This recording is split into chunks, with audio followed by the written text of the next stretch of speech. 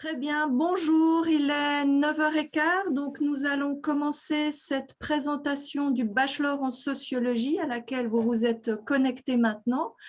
Bonjour à toutes et à tous, je m'appelle Claudine Burton-Jangros, je travaille au département de sociologie et je suis la directrice du bachelor en sociologie. Et avec moi, nous avons Alexandrine Duprat qui est assistante et doctorante en sociologie. Donc, vous vous intéressez à la sociologie puisque vous êtes là et la question est qu'est-ce que c'est que la sociologie? Une discipline souvent que vous n'avez pas eu l'occasion d'étudier dans votre cursus jusqu'ici. De manière large, on peut dire que la sociologie, c'est l'étude de la société, c'est-à-dire que la sociologie s'intéresse aux normes, aux valeurs, aux croyances qui organisent une société. Nous vivons ensemble grâce à ces règles implicites et ces valeurs que nous partageons. Mais la société est aussi organisée autour de hiérarchies sociales, de rôles que nous tenons, de rites qui organisent la vie quotidienne. Il y a également des signes et des symboles qui s'expriment à travers la société dans la manière effectivement dont nous reconnaissons certaines valeurs et dont nous appartenons à cette société. Mais au-delà de ces processus habituels, il y a également des conflits, des contradictions qui traversent la société et qui transforment également le contexte dans lequel nous vivons. Donc, pour un peu clarifier aussi les frontières de la sociologie, on peut la comparer à d'autres disciplines proches, mais qui ne sont pas équivalentes à la sociologie. C'est important de savoir que nous sommes dans une perspective scientifique empirique, c'est-à-dire que nous récoltons des données pour étudier effectivement la réalité sociale, étudier les interactions, les relations entre groupes, et nous nous appuyons sur des méthodes scientifiques rigoureuses. Donc, une science empirique et dans ce sens-là, nous ne sommes pas des philosophes qui, eux, ont un rapport plus distant, qui reste volontairement décalé par rapport à la réalité sociale en formulant des principes généraux. Nous sommes en sociologie directement en phase avec les activités sociales. La sociologie, ça n'est pas de la psychologie, au sens où on s'intéresse aux phénomènes qui émergent de la vie en groupe et qui transcendent les individus. Donc, au-delà de ce qui se passe dans la tête des individus, qui est important, mais qui est le terrain de nos collègues psychologues, nous, on s'intéresse à comment la vie sociale se construit et comment les gens s'influencent entre eux, comment dans nos interactions sociales de la vie quotidienne, on arrive à se coordonner et à vivre ensemble. La sociologie vise aussi à mettre en lumière des mécanismes sociaux, des logiques sociales sous l'apparente diversité de la réalité sociale contemporaine, c'est-à-dire qu'on part de l'idée qu'il y a des mécanismes de régulation et de coordination qui créent ces logiques, ces convergences au sein de cette diversité qui nous semble évidente, mais qui derrière laquelle se cachent en fait beaucoup de rapports sociaux. Et nous nous intéressons à la réalité contemporaine et nous sommes donc intéressés évidemment aussi par les travaux historiques, mais nous nous situons dans un contexte actuel. Et la sociologie vise aussi à une compréhension et une analyse des phénomènes sociaux et non pas à la résolution des problèmes sociaux.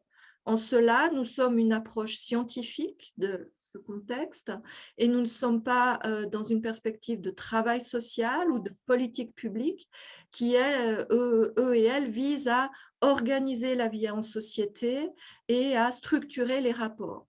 Nous contribuons à formuler ou à soutenir le travail social et les politiques publiques à travers les résultats des études que nous fournissons, mais ça n'est pas notre travail en première instance. Nous sommes là pour comprendre et expliquer la société. Alors, quelques thématiques qui sont traitées dans nos travaux sociologiques ici au département, juste pour vous donner quelques pistes sur les choses qui nous intéressent en tant que sociologue. Première question qui probablement ne vous est pas étrangère, est-ce que l'amour est aveugle? Et on a l'impression que dans nos sociétés contemporaines, on choisit nos partenaires de manière complètement non structurée, que tout est possible. Mais finalement, l'amour n'est pas si désintéressé que ça. Les études montrent que l'on rencontre des partenaires qui nous ressemblent par l'organisation de la vie sociale, mais aussi parce qu'on s'entend bien, parce qu'on a des proximités avec des gens qui nous ressemblent. Donc, en fait, l'amour n'est pas si aveugle que ça et il suit des règles, des logiques sociales. La famille, c'est tellement 20e siècle. Est-ce que la famille est aujourd'hui en voie de disparition? On constate une réorganisation, des reconfigurations familiales importantes. En même temps, la plupart des individus continuent de vivre dans un contexte familial qui n'est peut-être plus le même que celui de la moitié du XXe siècle, autour de la famille nucléaire standard avec un père, une mère et 2 enfants. Aujourd'hui, on assiste à des recompositions familiales, à des compositions familiales aussi homosexuelles. Donc, on est dans une transformation de cette institution-là, mais en même temps, en tant qu'institution centrale de la société, elle reste bien présente. Est-ce que l'école réduit les inégalités sociales? Ça a été un des grands moteurs de la démocratisation scolaire dans la deuxième moitié du XXe siècle, autour de l'idée que l'école allait effacer l'origine sociale des individus et donner des chances égales à toutes et à tous pour choisir le métier qu'ils voulaient exercer et donner des opportunités égales à toutes et à tous, y compris aux filles et aux garçons. Les travaux menés par les sociologues montrent que les inégalités, en fait, se reproduisent en dépit des efforts des institutions scolaires. L'origine sociale reste un marqueur important qui peut être atténué par certains programmes scolaires, mais de fait, les inégalités d'origine sociale restent très présentes et ça s'observe même dans la composition des publics universitaires, puisque parmi les étudiants qui sont à l'Université de Genève, il y a une majorité d'étudiants qui proviennent de catégories sociales favorisées. Ça ne veut pas dire qu'il n'y a que des étudiants favorisés, mais il y a quand même une reproduction de ce point de vue-là aussi. Autre thématique qui nous a bouleversé beaucoup ces 2 dernières années en tant qu'individu, mais aussi en tant qu'enseignant et en tant que chercheur, la pandémie de Covid, pandémie Covid 2019.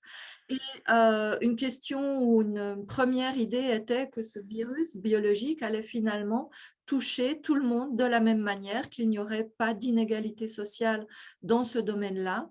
En fait, les travaux ont rapidement souligné le fait qu'une pandémie comme celle-là allait renforcer les inégalités sociales, puisque les individus ont des ressources différentes pour faire face à une situation telle que celle-là.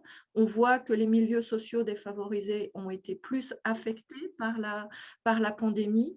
On a vu aussi que les inégalités entre les hommes et les femmes se sont creusées au moment du premier confinement particulièrement, lorsque le télétravail est devenu une obligation et que les rôles masculins et féminins ont été reconfigurés en raison de ce confinement dans des modèles qui étaient beaucoup plus traditionnels que ce que ça n'avait pu être le cas avant la pandémie de Covid.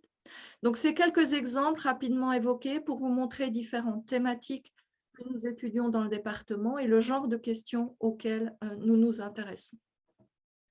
Alors, si vous venez étudier la sociologie à l'Université de Genève, vous allez rencontrer les enseignants du département de sociologie. Ce département est un des 4 piliers disciplinaires de la faculté des sciences de la société.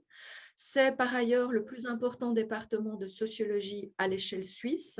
Nous avons effectivement un grand nombre de professeurs, d'enseignants, de doctorants et de travaux de recherche qui sont hébergés dans ce département.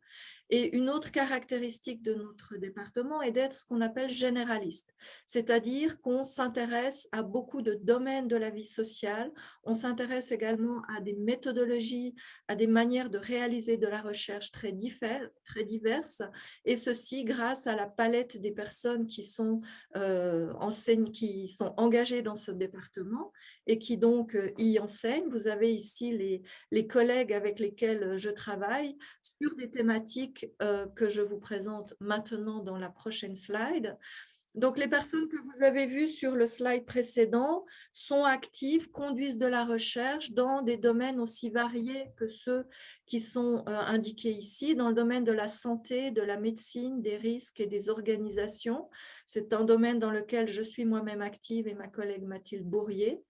La question des familles, des âges et des générations, on s'intéresse beaucoup aussi chez nous au parcours de vie, comment le parcours de vie se construit dans les sociétés contemporaines. Qu'est-ce que ça veut dire que d'être un jeune adulte aujourd'hui?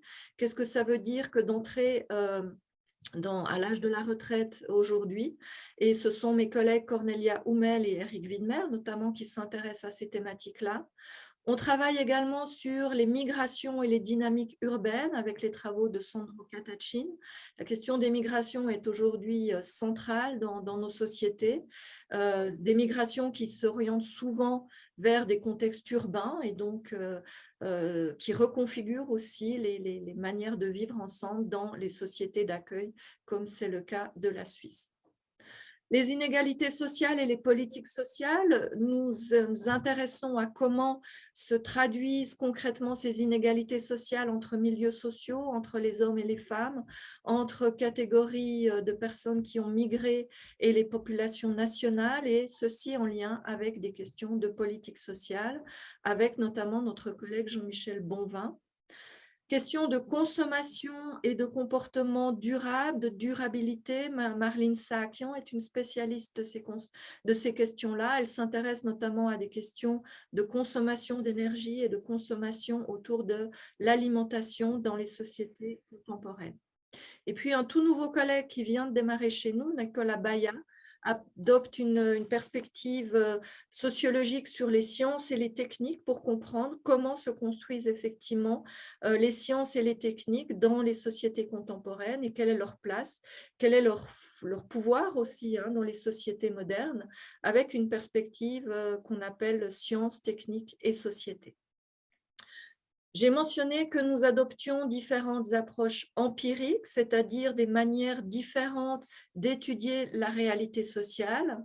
Et en étant étudiant en sociologie chez nous, vous apprendrez à mener des enquêtes, que ce soit sous forme de questionnaires, d'entretiens approfondis, mais aussi d'observation. Nous aimons aller observer différents lieux de la réalité sociale. Les documents, les très nombreuses traces documentaires de nos sociétés sont aussi matière à analyse sociologique, que ce soit les médias, que ce soit des documents officiels, que ce soit des documents législatifs aussi peuvent faire l'objet d'analyse sociologique. Et puis, nous avons des collègues spécialisés aussi dans les méthodes visuelles, comment on peut utiliser la vidéo pour rendre compte des résultats de nos recherches, comment on peut utiliser aussi des photographies ou des images, des courtes vidéos, comme des matériaux de recherche eux-mêmes. Et puis, nous sommes partie prenante de démarches participatives, c'est-à-dire de recherches dans lesquelles les personnes auxquelles sont consacrés les projets de recherche, ces personnes sont directement impliquées, puisque ce sont finalement les meilleurs spécialistes des questions auxquelles les chercheurs s'intéressent. Avec un bachelor en sociologie, vous allez acquérir des compétences dans différents domaines. Vous allez d'abord acquérir des connaissances dans les principaux concepts et théories qui permettent d'analyser, d'expliquer et de comprendre les sociétés modernes. Vous allez pouvoir apprendre à utiliser ces différentes méthodes de recherche que j'ai évoquées précédemment. Vous allez aussi apprendre à saisir les formes et les enjeux de différents problèmes sociaux ou organisationnels, donc de comprendre ces problèmes pour les étudier, pour apporter peut-être des pistes de rémédiation, mais sans que ce soit, je l'ai dit, directement notre travail, mais nous sommes dans l'analyse et la compréhension de ces enjeux-là. Et puis, un point important des études en sociologie et en sciences sociales en général, c'est de vous former à la capacité à formuler une problématique, organiser et critiquer des données et présenter aussi un rapport écrit ou oral qui sont des compétences très importantes dans le marché du travail aujourd'hui, avec un regard effectivement critique qui se développe à travers l'ensemble de la formation. Les détails du bachelor en sociologie, vous les trouvez en ligne, mais sachez que comme tous les bachelors de la faculté, il y a deux parties.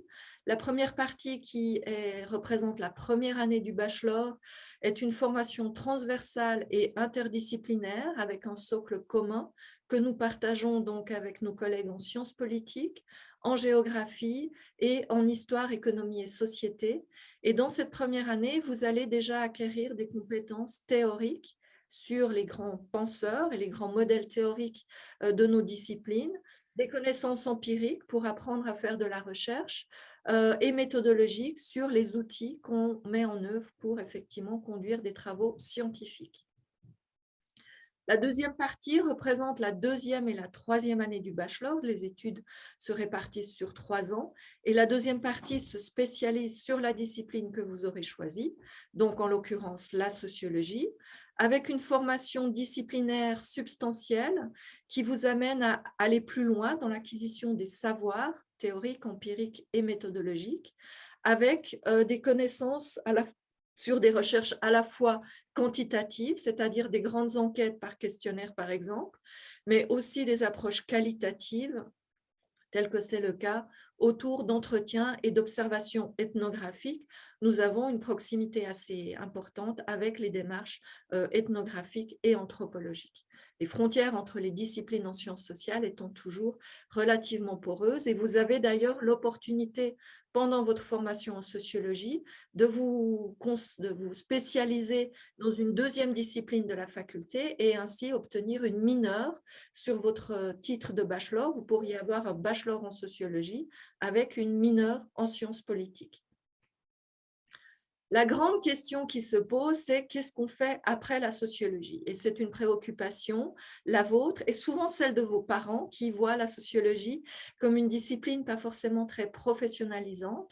Et c'est effectivement une préoccupation que nous avons aussi de savoir que deviennent nos étudiants. C'est pour ça que nous menons régulièrement des études auprès des anciens étudiants en sociologie. Et nous avons publié ici dans la collection de nos sociographes interne en sociologie, une étude sur le devenir des diplômés assez récemment. Et ce qu'on constate dans chacune de ces enquêtes, c'est que les sociologues trouvent du travail. Il y a une période de transition à la fin des études qui peut, effectivement, on ne va pas trouver un emploi du jour au lendemain, mais à travers des stages et des travaux ou des emplois de courte durée, on constate que les sociologues sont insérés sur le marché du travail dans toute une série de secteurs, que ce soit l'enseignement et la recherche, si on reste à l'université, mais c'est une minorité, je dirais, des étudiants qui restent dans cette voie-là.